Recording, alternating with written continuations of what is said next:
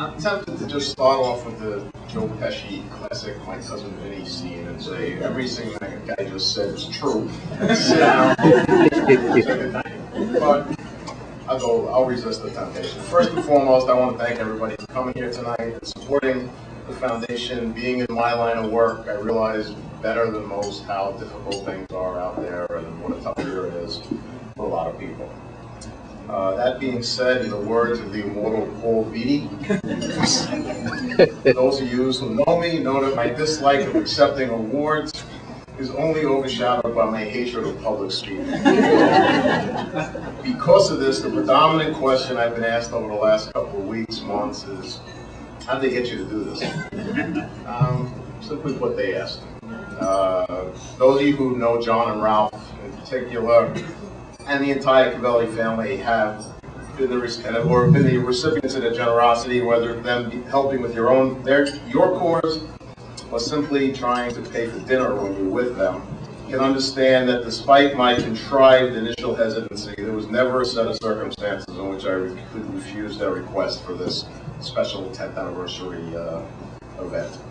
Also helps that John has a great memory for minutia, and it reminded me over and over and over that 5 or 6 or 7 years ago, when he first asked me, I apparently said if the foundation ever gets off the ground and we get to the 10 years, I'll do it. Remember what he had for lunch yesterday, what he had. Conveniently, Julie backed up that memory. And the foundation has flourished, thankfully, and here we are. My next step was to decide on the content and length of this speech. I could go very simply with the now famous good luck and good luck that we've all heard in classic wedding speech. Or I could attempt to come close to what the Reverend Jimmy Swaggart back there did last year. I can't come close to matching Mike's tremendous performance with the squeezing oranges, metaphors, and analogies, but I can do a little better than good luck and good luck. In any event, again, I'm very proud to be honored by the Pat Cavelli Foundation for many reasons, but perhaps the best reason I thought of has to do with the fact that I believe I'm the first honoree that actually knew Pat, and I knew Pat way back when. Many of my regular friends that come every year to this event always ask me what was Pat like, what did he do, because all they know is what they heard, and my response is always the same, and that is that he was Ralph, but with a good sense of humor.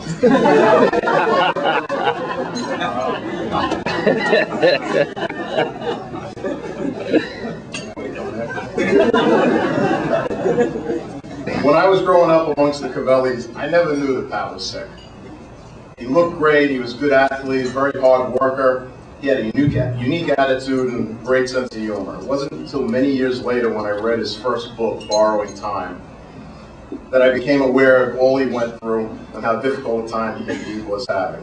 I didn't realize he was diagnosed at age 10, long before I met him, and that he was living with and battling the cumulative symptoms of diabetes every day. To me, he was John's older brother with an orange BMW, and it just didn't get much cooler than that.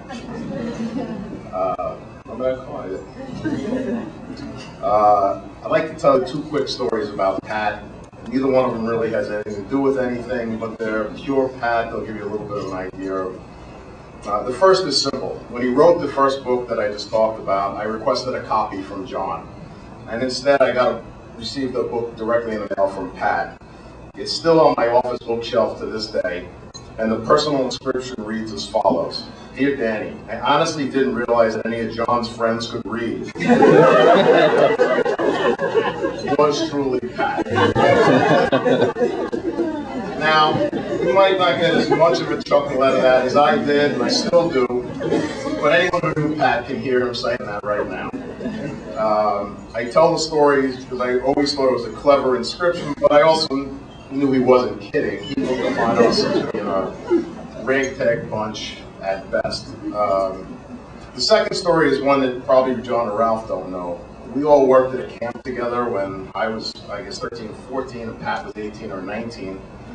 Pat was my minibus driver, and as a semi-employee, or I guess they call it a CIT in camp vernacular, that meant I worked and I didn't get paid. I got to sit right up front alongside Pat, actually right between Pat and the female bus counselor that he so clearly targeted from day one, and who so clearly played hard to get from day one. I got to hear all his lines, his attempt at being smooth. I must admit he was pretty good.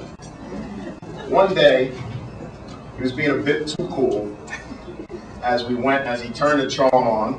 I'm not even going to mention her name.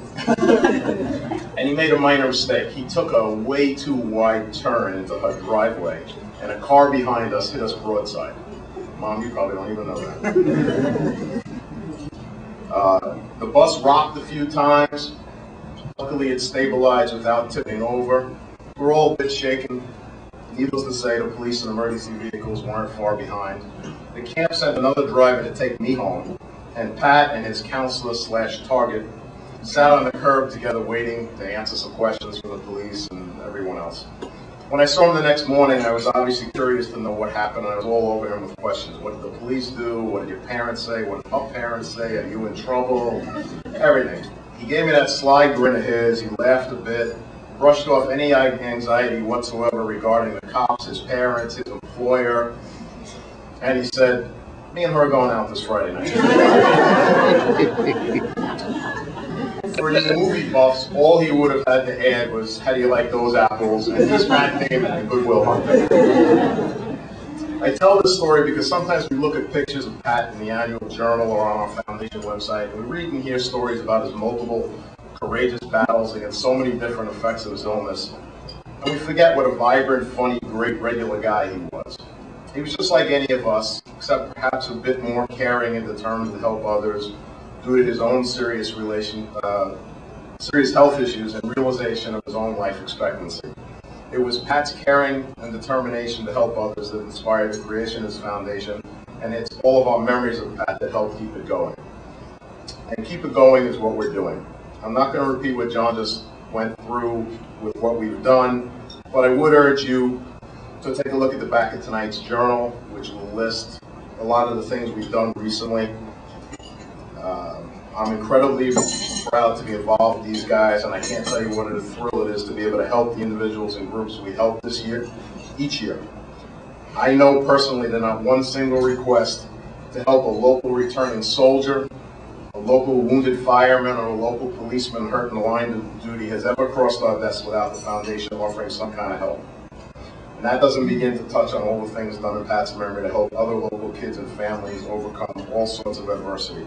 The Cavellis do magnificent things here, all to honor Pat's memory, and I couldn't be happier to play whatever role I can to help him.